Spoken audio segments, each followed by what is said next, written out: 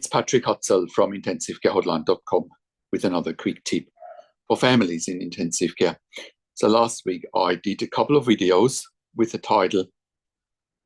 The first one was, what's the hurry to kill a critically ill patient in intensive care?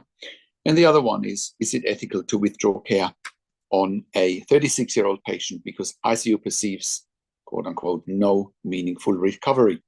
And I encourage you to check out those videos. Now, in today's video, I actually want to read out an email from a reader that ties right in with those videos, and it's telling me that obviously the content that I'm making is resonating with our audience and with families in intensive care, and whatever intensive care teams say, especially when it comes to real or perceived end-of-life situations, isn't resonating. So intensive care teams should be paying attention. So let me read out the email from Leo, who says, "Hi Patrick, my mom suffered from hypoxia and brain injury.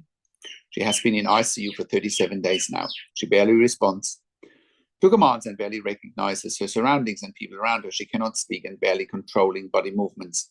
The doctors say her condition will last long, months to years, and unknown when she will recover or even be able to leave the ICU. She barely gives emotional face expressions like happiness, sadness, and pain. When we are around, she seems to be smiling and happily moving her head. We will never leave her side or give up on her. I could say this event has been the worst and toughest experience in my life. She has always been very lovely and admirable person for everyone. All of a sudden, she's gone. Though we're having faith and patience and praying for her to hopefully recover soon." Thank you, Leo Master, for sending that email. It's interesting, obviously, what families in intensive care say, and it's good that the intensive care team, isn't sort of pushing you towards end of life by the sounds of things. And it doesn't sound to me like they are overly negative. The bottom line is, though, we're getting multiple phone calls every week from families in intensive care all around the world, where in similar situations, the intensive care team is wanting to push for end of life, saying, well, even if your mom survives, she won't have any quote unquote quality of life, and that it's cruel to keep treating. It's not up to intensive care teams to make that decision. It's a faith-based decision. It's an ethical decision. It's a moral decision.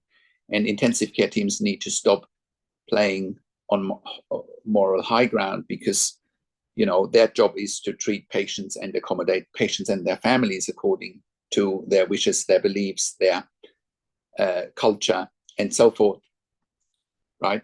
Often intensive care teams make decisions based on their bed status, on finances, on staffing levels. That's why they often want to withdraw treatment, because they don't have enough bed spaces, they don't have enough staff. I mean, I've worked in critical care nursing for nearly 25 years in 3 different countries, where I worked as a nurse manager for over 5 years, and where I've been consulting and advocating for families in intensive care since 2013 here at intensivecarehotline.com. And we've been saving many lives with our consulting and advocacy, and you can verify that if you go to our testimonial section at intensivecarehotline.com, or if you go to our intensivecarehotline.com podcast section, where we've done some client interviews. We are the voice for families in intensive care here at intensivecarehotline.com, and we have helped hundreds and hundreds of clients and members here at intensivecarehotline.com improving their lives instantly. Now, the other thing is, if your mom has been in ICU for 37 days now, and if her condition is lasting like this, have you considered intensive care at home? And I encourage you to check out intensivecareathome.com as an alternative to a long-term stay in intensive care. So go and have a look there. So, it's good that people are writing in with their thoughts, and, intensive care teams, once again, need to pay attention to what their customers say at the end of the day. That's what they are. They are their customer, and they need to pay attention and move away from, prematurely ending lives and trying to play God. That is just highly inappropriate. Now, and because we get so many families in intensive care writing into us, calling us, That's why we created a membership for families of critically ill patients in intensive care. And you can become a member. You can join the long list of members. We've had hundreds of members in our membership area.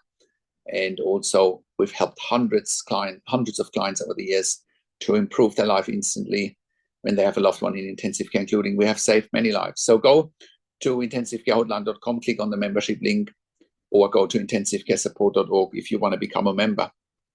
In the membership, you have access to me and my team 24 hours a day in the membership area and via email, and we answer all questions intensive care related. In the membership, you also have exclusive access to 21 ebooks, 21 videos that I have personally written and recorded, and that will help you to make informed decisions, have peace of mind, control, power, and influence, so that you can influence decision-making fast, making sure your loved one gets best care and treatment always.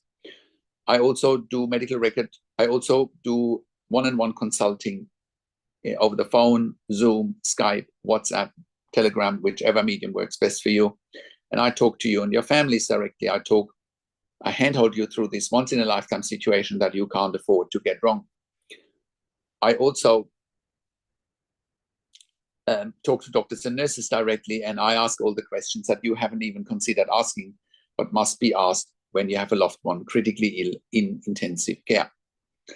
I also represent you in family meetings with intensive care teams. In essence, I handhold you through this once-in-a-lifetime situation that you simply can't afford to get wrong.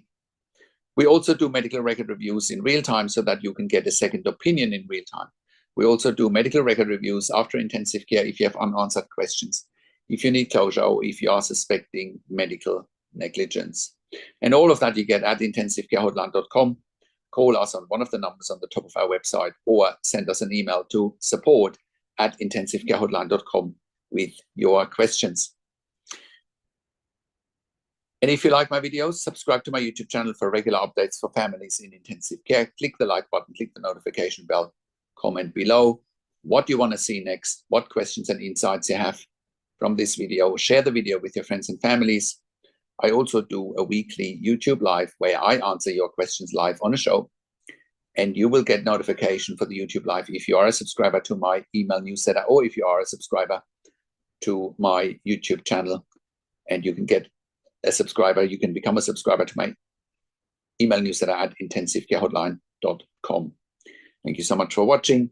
This is Patrick Hutzel from intensivecarehotline.com, and I will talk to you in a few days. Take care for now.